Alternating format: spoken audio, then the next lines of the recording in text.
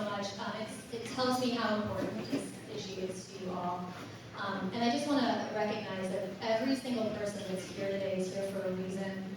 We all have different reasons. We all are coming here with different ideas, different opinions. We represent different organizations. But today, while we're here in this room, we are the next hour and a half, we're all one community. And we're all here for a purpose, to talk about safer and more sustainable pest management. This is a topic that's really close to my heart. I'm Kaun, and I'm the director of Safe Ag Safe Schools. We are a local nonprofit.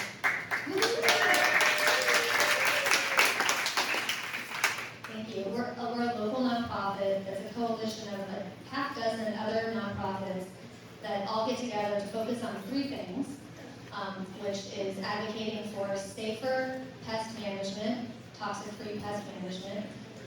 We also watchdog pesticide use in Sonoma County. We make sure that the good rules that are on the books are being followed.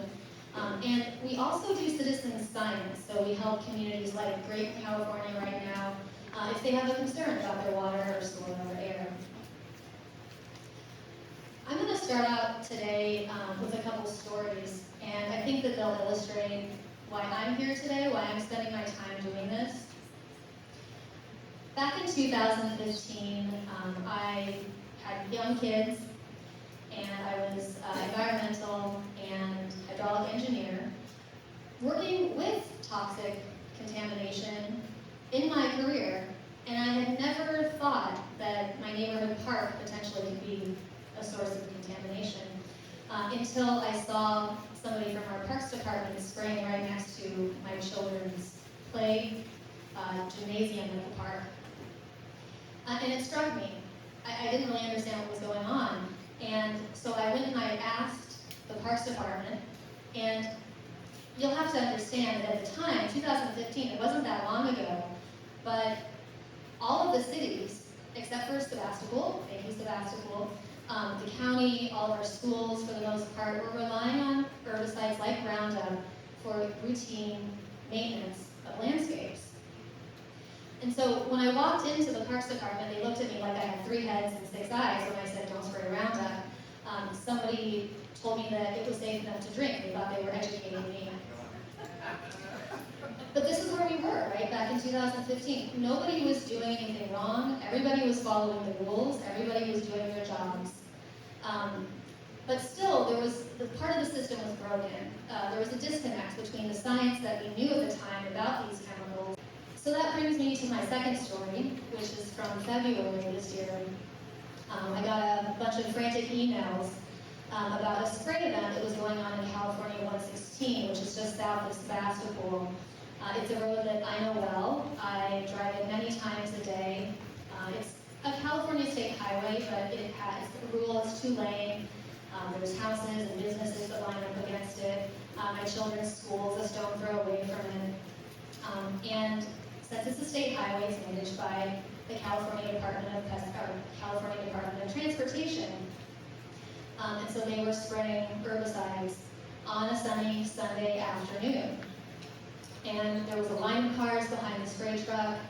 There were bicyclists trying to bike around the spray truck. People were trying to get in and out of their businesses. People in their cars could smell and taste chemicals, which means that they were being exposed. So an incident report was filed with our Agricultural Commissioner's office. That's the proper protocol. They did everything that they could to investigate the story, talk to both sides. They did all their proper due diligence.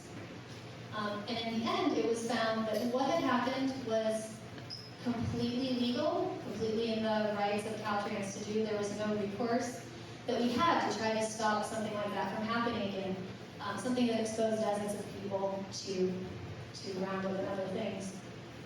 And we learned something really important, and that is that our state agencies don't have to follow the same rules and policies that our local agencies do.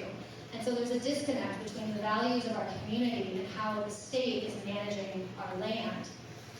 It took many months for us to find out what was sprayed that day, because the state doesn't have to report in the same way that our local agencies have agreed to.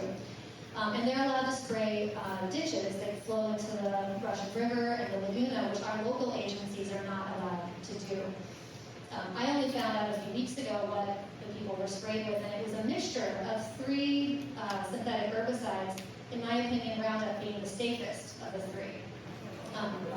So, again, we're at a point where, in my opinion, the system is a little broken. There's a disconnect between our community's values, the science that we know about these herbicides, and with what's really going on. And again, no one's doing their job wrong. No one's broken any rules. I'm not blaming anybody.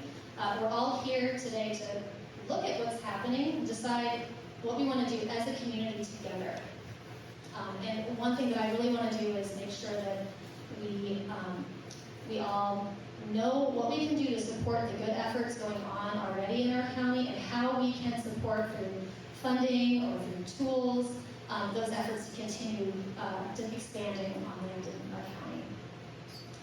So with that, I'm going to turn the mic over to my colleague, Sarah Kaiser. She is a fellow Sonoma staff board member and also a leader of the Community Grazing Co-op. Thank you.